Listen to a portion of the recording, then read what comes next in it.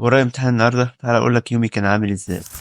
اول حاجه صحيت قبل الفجر بربع ساعه، قمت متوضي ومصلي ركعتين قيام ليل، وبعد كده نزلت صليت صلاه الفجر. وفي دعاء جميل قوي بتقوله وانت رايح المسجد، بنقول اللهم اجعل في قلبي نورا وفي لساني نورا واجعل في سمعي نورا واجعل في بصري نورا واجعل من خلفي نورا ومن امامي نورا واجعل من فوقي نورا ومن تحتي نورا، اللهم اعطني نورا. وبعد ما جيت من صلاة الفجر عملت لي شوية قهوة وقعدت أراجع شوية قبل الامتحان. بسم الله الرحمن الرحيم. كافها يا عين صاد.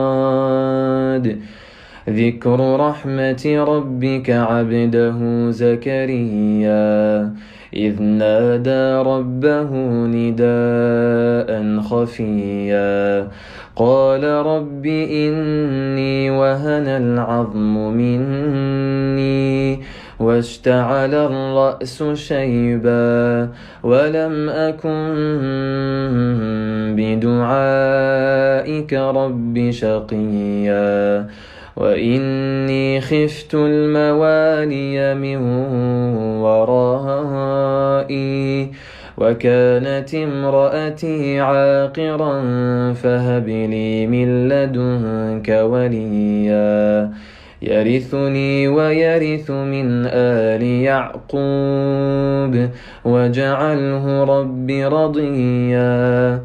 يا زكريا إنا نبشرك بغلام اسمه يحيى لم نجعل له من قبل سميا قال ربي. وبعد ما خلصت كل المراجعة اللي ورايا قمت لابس ومتوكل على الله ونازل.